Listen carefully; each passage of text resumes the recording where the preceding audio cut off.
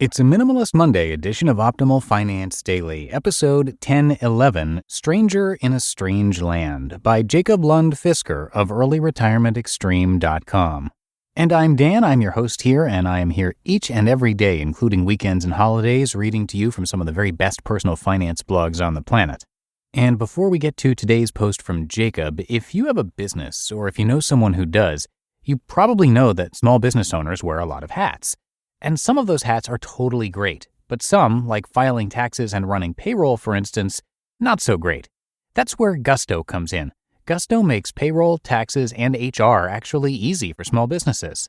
Fast, simple payroll processing, benefits, and simple management tools all in one place. Gusto automatically pays and files your federal, state, and local taxes so you don't have to worry about it. Plus, they make it easy to add on health benefits and even 401ks for your team. Those old-school, clunky payroll providers just weren't built for the way modern small businesses work. But Gusto is. Better yet, now's the best time to get set up for the new year. So don't wait. Listeners get 3 months free when they run their first payroll. Try a demo and see for yourself at gusto.com/OFD. That's GUSTO.com/OFD.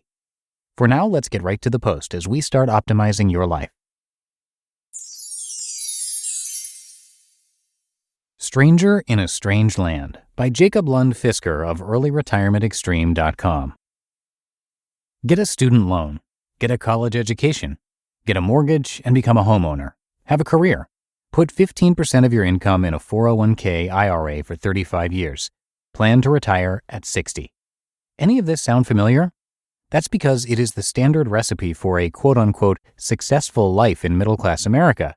It's designed to maximize your consumption at the earliest time possible through the use of debt, as well as maximizing the number of years you need to spend in the job market. Happy joy! Depending on your affinity for bling-bling and living it up, being in debt and working from your early 20s to your late 50s or early 60s may be an okay deal for you. But for those who lend you the money and sell you shares, it is a great deal. If you're fresh out of college, I'll cut you a deal. Despite you not having done much of anything productive so far, I will lend you enough money so you can buy a house. How does that sound? Good. All you need to do for me is to pay me 6% on top of the price of the house every year for the next 30 years, and you can, quote, own a house right now. Just sign here on the dotted line on this mortgage. Mortgage is French for death lock, but don't you worry about that. I also have some other deals. Here's a car, and here's a plastic card that makes money come out of so-called ATMs without any apparent effort on your part. Please sign at the dotted line. Of course, before you know it, you're on the hook for a house, a car, the basic human need of cable TV, a fancy diet, cell phones, a gym subscription, things you can afford because you no longer need to save to buy a house or a new car or a plasma screen TV. All you have to do is work and pay the bills as they come in. After a few years with all this stuff, it'll be hard to imagine life without it.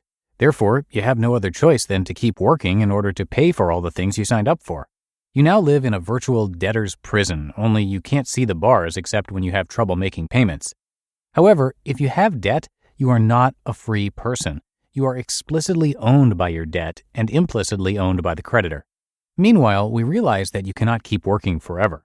We also realize that you do have some extra money, which we like to get our hands on. Therefore, we will sell you shares in the companies we own. This is not a problem since we, unlike you, have the time and connections to start new companies, do an IPO, and create more shares to sell. This, of course, creates much more wealth, and rightfully so, compared to regularly buying a broad basket of stocks at any price. Doing that, you are practically counting on selling your shares to younger people who are saving for their retirement. Better pray that there are more buyers than sellers when you retire. If not, your share of the pie might just be worth less than you think. Now, this may sound like an okay deal to you, or it may not. However, if this sounds as outrageous to you as it did to me, here's an alternative plan. Instead of signing up for things you cannot yet afford and promising to work for the rest of your active life with the hope of eventually joining a retirement community, which, like schools, are where we keep unproductive individuals, please be aware that I do not intend to insult anyone personally. Rather, my vitriolic rant is directed at the system or structure we work under. You can do the following. Your 20s is a good time to make sacrifices. Most likely, this will be the healthiest time of your life.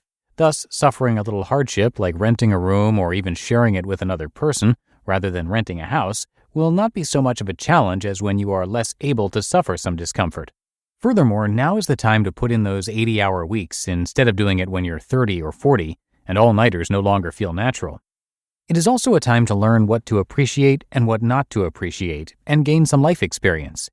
If you pull this off well, you will have more than $100,000 in the bank when you're 30. These are your retirement savings. More importantly, you will know what is worth spending money on and what is not. In retrospect, many people at the same age will be looking back and wondering what they have to show for all the money they've earned. In your 30s and 40s, the time for sacrifice is over. You can forget about saving 15% for retirement. You don't need it because you have plenty of time for compound interest to work, and you have a large principal to compound on. Now is the time to explore things that are meaningful to you. Travel, work in another country, try a different career, start a business, volunteer, take a few years off to pursue a different education, catch fish in Alaska, become a tour guide, or drive a forklift. While you still need to work to some extent, you don't need to work full-time for 20 more years to pay off a massive debt. Thus, working from time to time is a viable solution. If this sounds appealing, I suggest reading Charles Long's How to Survive Without a Salary.